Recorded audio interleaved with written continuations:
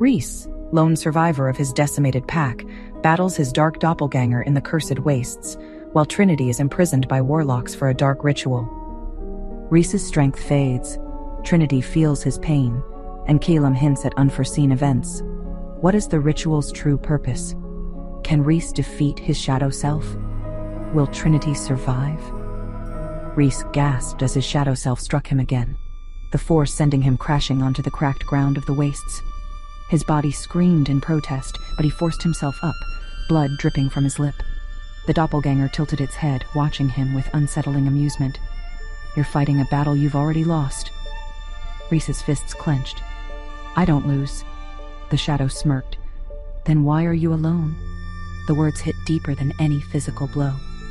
Reece's breath caught. He could still see them. Elias, Juniper, Noah, Vincent, Trinity, all of them taken, lost, slipping further away with every second he wasted here.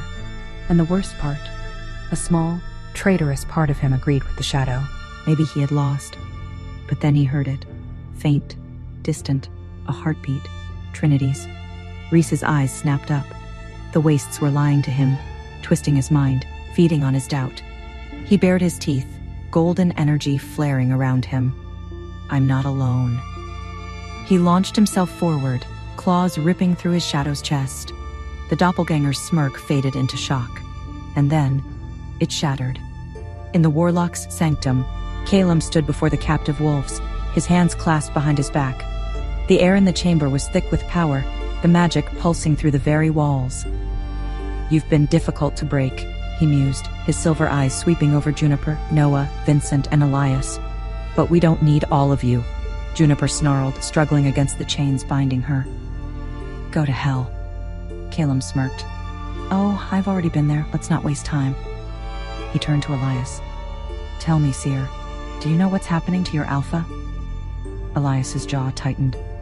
"He's stronger than you think." Calum chuckled. "We'll see." With a flick of his fingers, a portal shimmered into existence. Within it, Reece was visible, kneeling in the wastes, exhausted but alive. Calum's voice turned cold. "Bring him to me." Reece staggered forward, each step heavier than the last. He had won against his shadow, but the wastes were still draining him, sapping his strength with every breath. Then, the ground beneath him shifted. Chains erupted from the earth, glowing with dark magic. They coiled around his wrists, his ankles, dragging him down. Reece fought, muscles straining, but the more he struggled, the tighter they became. A voice echoed through the void. "You cannot fight fate." His head snapped up. A figure stood in the distance, cloaked in silver and black. Calum. The warlock lifted a hand, and the chains yanked Reece off his feet. Then, the world vanished in a pulse of blinding light. Pain flared through Reece's body as he crashed onto the cold stone floor of the warlock's sanctum. He gasped, his senses reeling, his mind struggling to process what had just happened. He wasn't in the wastes anymore. He was in the enemy's stronghold. A familiar voice rang out. "Reece!" He turned sharply. Across the chamber, bound in heavy restraints, were Juniper, Noah, Vincent, and Elias. Their faces were bruised, their bodies battered, but they were alive. A surge of relief warred with fury inside him. They had taken everything from him, his pack, his mate. And now, they thought they had him. Calum stepped forward, his smirk infuriatingly calm.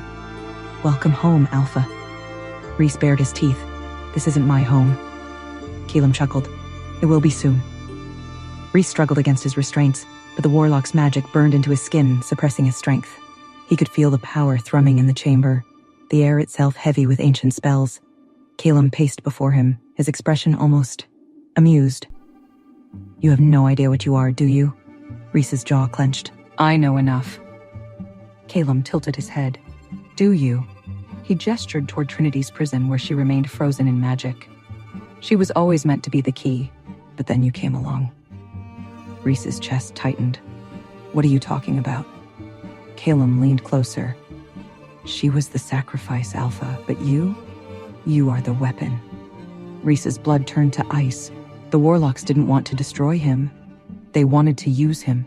And as the magic around him pulsed, stronger than ever, he realized too late. Reece's body tensed as the magic binding him surged, wrapping tighter around his limbs.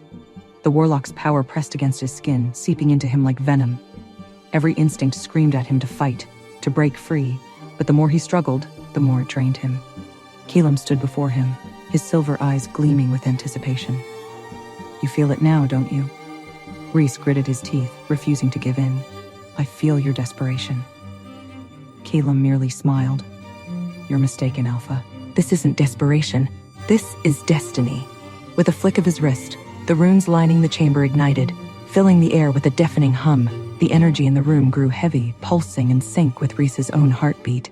And then he felt it, a pull deep within his soul. Something inside him was waking up. Elias struggled against his restraints, his voice raw. "Reece, don't let them do this!" Juniper and Vincent thrashed against their bonds, their faces twisted in fury, but the warlock's magic held firm. Keelam turned to them, a quiet amusement in his voice. "Your Alpha isn't your savior anymore." He lifted his hands and the ritual began. The ritual surged, dark magic binding Reece. His golden light flickered, replaced by something alien. Keelam smiled, his weapon taking form. The wolves watched, horrified. A blinding flash, then silence. Had they won? What was Reece now? Could he ever be saved? Hey, I am Trinity. Want to know what happens next? Then click the link in the description below and download the Pocket FM app and listen to the exciting episodes of Chosen by Fate, Rejected by the Alpha.